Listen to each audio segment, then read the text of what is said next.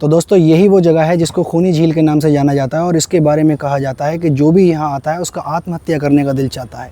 यहाँ कई लोगों ने आत्महत्याएं भी की हैं और यही वो जगह है जहाँ पर 1857 में भारत के क्रांतिकारियों से अंग्रेज़ों की जंग हुई थी और इसके अंदर बहुत सी लाशें अंग्रेज़ों ने जो है ना दफनाई थी, फेंकी थी और अंग्रेज़ों की लाशें भी यहाँ पर पड़ी हुई थी। और यहाँ पर भी खूनी झील लिखा हुआ है। आपको वो दूर सामने एक गुंबद नज़र आ रहा है ना, वो देखो सामने, वो एक मस्जिद है। वहाँ तक पहुँचने का मुझे रास्ता ढूंढना होगा, हम वहाँ पर किस तरीके से पहुँच सकते हैं। इसके आसपास देखो यहाँ पर कितनी ज़्यादा हरियाली है। चारों तरफ आप देखेंगे तो बहुत ज़्यादा आपको हरियाली नज़र आएगी।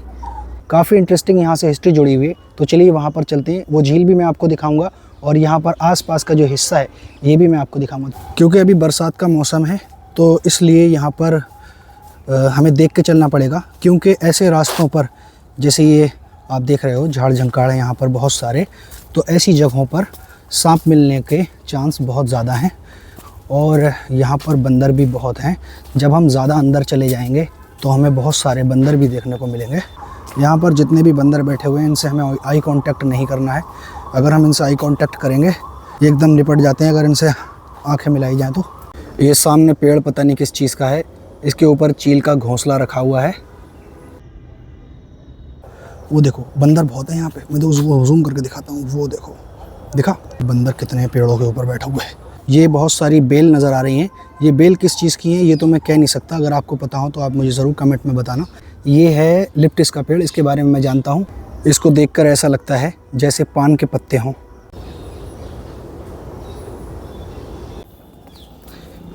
शाम का टाइम हो गया यार, काफ़ी अंधेरा हो गया है और मैं जिस रास्ते से गुज़र रहा हूँ इस रास्ते को आप देख ही सकते हो ये कैसा रास्ता है भाई। बस हम पहुँचने वाले हैं। सबसे ख़तरनाक बात जो है वो ये है, इस जगह के बारे में ये कहा जाता है कि एक हॉन्टेड प्लेस है और यहाँ रूहें घूमती हैं, यानी आत्माएं। भाई बस पहुँच गए हम, थोड़ी सी दूर रह गई है, पहुँचने वाले हैं। वैसे इस रास्ते को अगर आप देखोगे तो ये पहाड़ी पत्थरों को काट करके बनाया गया रास्ता है। ये देखो ये सीढ़ी दिखाई दे रही है ना, ये अरावली की पहाड़ियों को काट करके बनाया गया है रास्ता। यहाँ पर मुझे एक चीज़ मिली है, ये देखो, इसे देखकर बिल्कुल ऐसा लग रहा है जैसे वो नहीं होते पान के पत्ते, है ना, पान की जैसे बेल हो।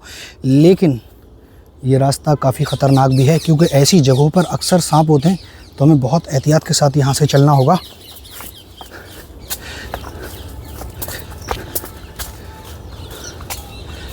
शाम हो चुकी है यार, बहुत ही तेज़ी के साथ हमें यहाँ से निकलना है उस झील को देख के। यहाँ पर मुझे 3 रास्ते दिखे, अब 3 रास्तों में से मैं किस रास्ते पर जाऊँ। एक रास्ता ये मेरे दाईं तरफ जाता है, ये भी काफ़ी अंदर जंगल में जा रहा है। एक ये बिल्कुल सामने है और एक ये लेफ़्ट तरफ।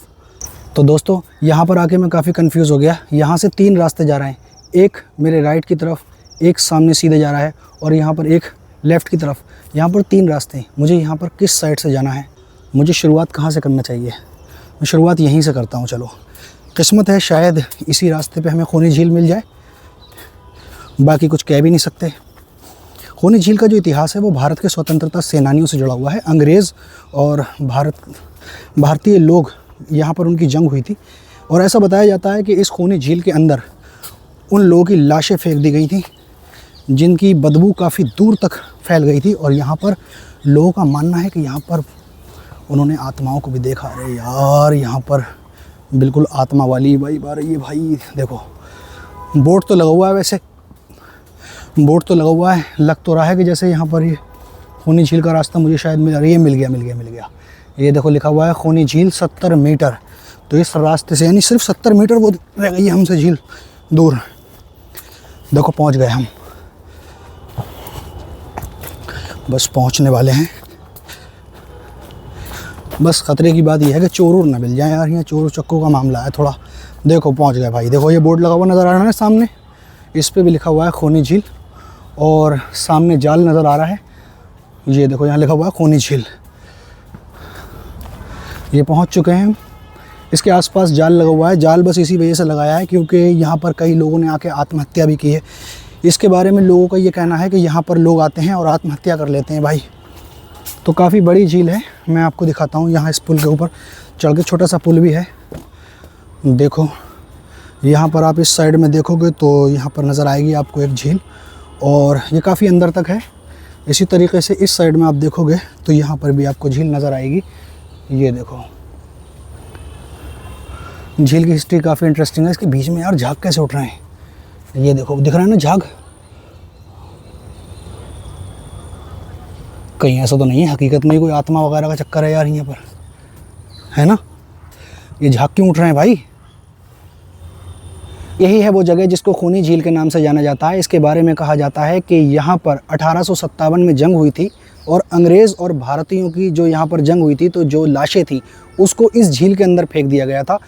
जहाँ पर उनकी लाशें जब सड़ी तो इसके आसपास बहुत दूर तक यहाँ बदबू फैल गई, और यहाँ पर ये भी कहते हैं कि इसके आसपास के हिस्से में लोगों ने यहाँ पर कई बार हॉन्टेड एक्टिविटी भी देखी है, यानी कि रूहों को घूमते हुए देखा है। ऐसा कहते हैं कि यहाँ पर रूहें रहती हैं, शैतान रहते हैं। इसको शैतान की झील भी कहते हैं। ये कोई इतनी बड़ी नहीं है जो आप ये देख रहे हो। आप इस साइड में अगर देखोगे तो यहाँ पर जाल बांध रखा है ताकि यहाँ पर कोई कूद के आत्महत्या ना कर ले।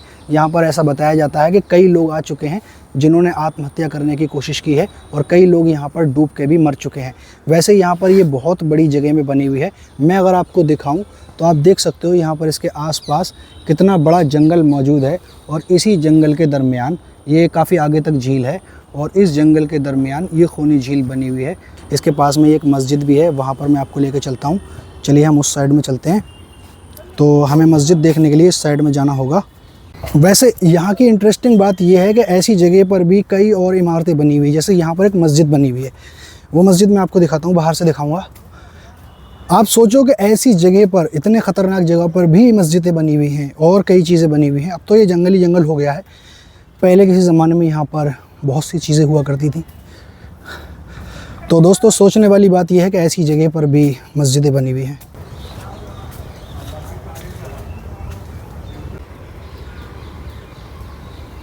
इसके अंदर जाने का रास्ता तो मुझे कहीं से भी नहीं मिल रहा यार। बिल्कुल इसको बंद कर रखा है, बिल्कुल इसके रास्ते को। वैसे इसके अंदर जो रास्ते बने हुए हैं, लेकिन इसके मस्जिद के अंदर जाने का कहीं से कोई रास्ता मुझे दिखाई नहीं दे रहा। ये देखो, मैं इसके चारों तरफ घूम लिया हूँ। इस बंदर की गुलाटियाँ देख रहे हो? बस डर इस बात का है कि शाम हो चुकी है, कहीं ये मुझ पे हमला उमला ना कर दें।